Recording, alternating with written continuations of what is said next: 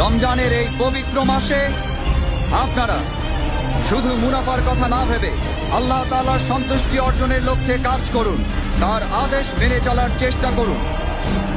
বিশেষ করে রমজানে সবাই 5 ওয়াক্ত ফরজ নামাজ সব সময় জামাতে আদায় করবেন।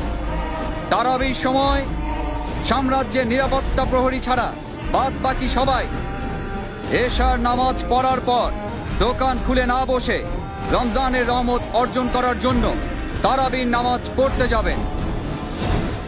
যারা নামাজ না পড়ে দোকানে এসে ব্যবসা করবে তাদের কঠোর শাস্তি দেয়া হবে।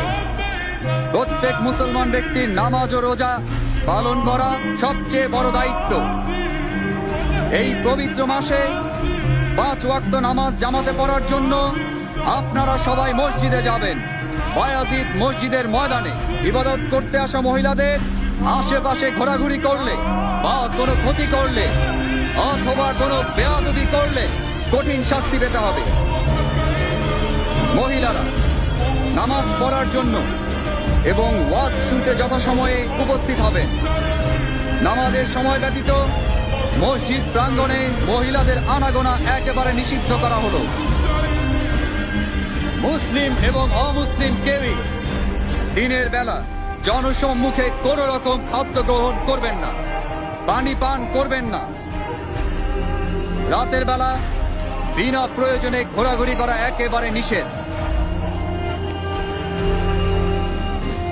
মহল্লাবাসী, ব্যবসায়ী এবং বাকি সবাই নিজেদের দোকান এবং বাড়ির আঙিনা সব সময় পরিচ্ছন্ন রাখবেন।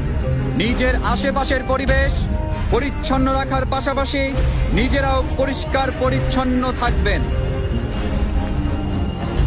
কাউকে বিরক্ত করা অথবা একে অন্যের ক্ষতি করা থেকে সবাই বিরত থাকবেন। যদি কেউ মহান আল্লাহ তাআলার আদেশ বিরোধী কাজ করেন, বাদশার জারিকৃত ফরমানের সত্ত্বেও কোনো অবৈধ কাজ করেন, তাকে যথোচিত শাস্তি দেয়া হবে।